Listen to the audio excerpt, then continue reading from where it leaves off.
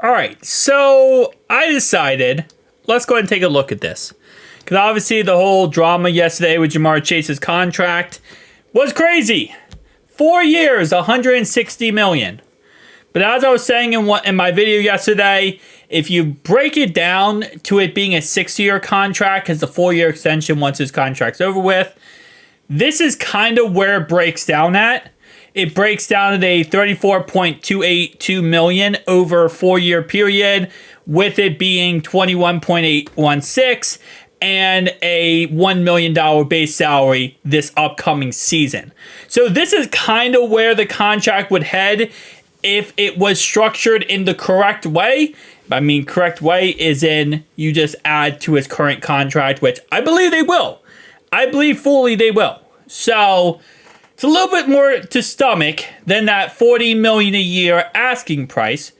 Now, if they structure this correctly, they could take this money, put it into a signing bonus, push that over a prorated 5-year void year. So, for example, what you would do with this is you go ahead and add 5 void year to this, right?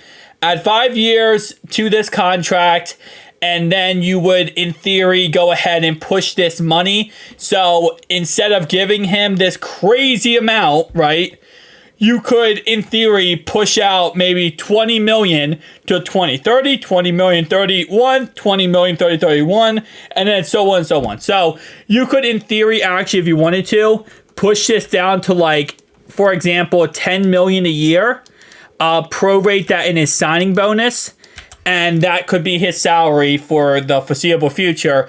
But you're going to have to pay him $10 million per year for each of these years, adding on to this contract.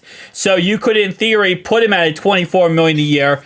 But let's say, for example, after 2029, he wants a new contract. Or maybe he wants a new contract to his second to last year on his deal.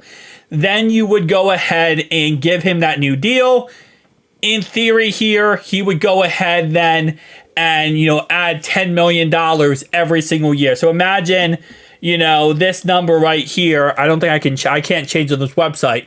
But imagine this is $10 million, $10 million, $10 million, $10 million, $10 million. And whatever his new contract is, let's say he wants, I don't know, $30 million a year, then that would be that. But if you don't prorate it, then yes, you don't prorate it, and you just kind of keep it as is, and you just do a simple contract, that right there would equal up to $160 million. That adds up all to 160. It's a 6-year contract for 160. Now, again, if he wanted this to be, how do I put this? If he wants the 160 after his current contract, where he's like, listen, I want this current contract to go through, and then I want the 160 million. Let's say he wanted that. Let's say he said, okay, what I'm asking for is I'll play the last 2 years of my contract. But starting 2026, I want 40 million, 40 million, 40 million, 40 million, right? Let's say in theory he did want that. I'm not saying he does. I'm saying let's say in theory he did want that. That's why I think a lot of people, myself included, we kind of have a crazy reaction. Because that is insane. That's absolutely insane if he wants that. Because, and here's what I'll say, right? It would make sense that he would want it that way. Because $21.816 million is a fully guaranteed 5th-year option, right? He, according to rumors, according to ESPN, he wants $121 million fully guaranteed. The 21.816, I'm sure he wants that on top of that. So we'll have to wait and see, though. At the end of the day, if he did want the full 40 million after every year after his end of his contract, it would be insane. But if he is okay with accepting this type of deal, this would be, instead of a 4-year contract, it would in theory be a 6-year contract, a 6-year deal for $160 million, which averages out to about 34 a year for 4 years. And then you could add the extension on with the void years. You could prorate, you could put the signing bonus at something insane if you really wanted to, at like maybe 120 million, which is what he wants. Prorate 120 over 5 years.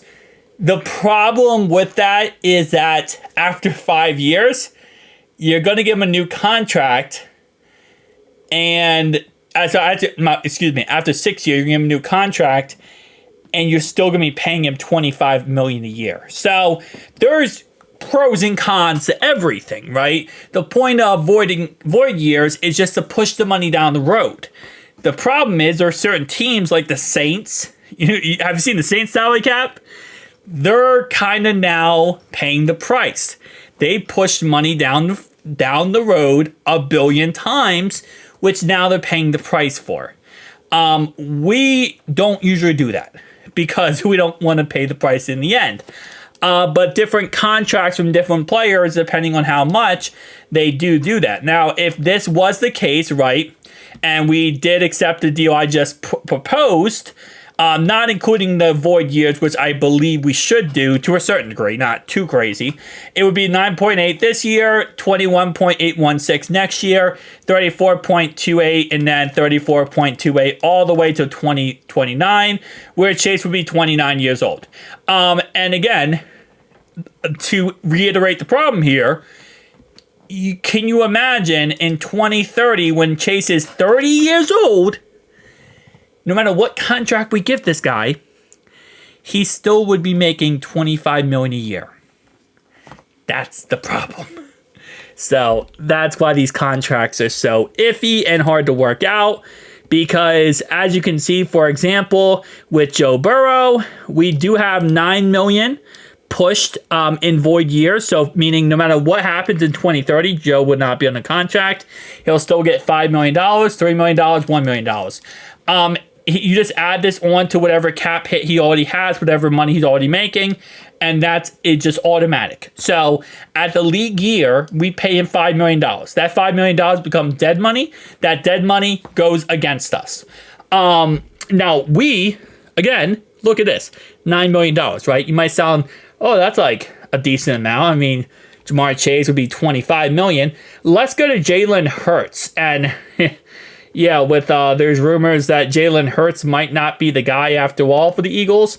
They kind of need him to be. Guys, you see that number? You see that number right there?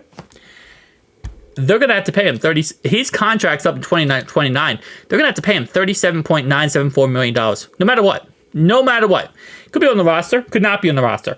He could be going and playing for the Cleveland Brownies, and he's still going to be making $34.974, $29.8 million, $19.815, $9.2. This is why, again, we got very lucky with Joe Burrow, but we don't usually prorate players. We don't.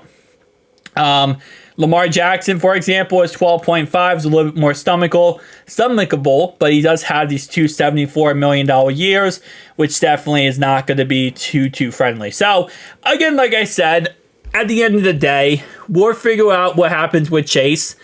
I think there is ways to work to a certain degree around what he wants, but at the same time, it depends on what he wants.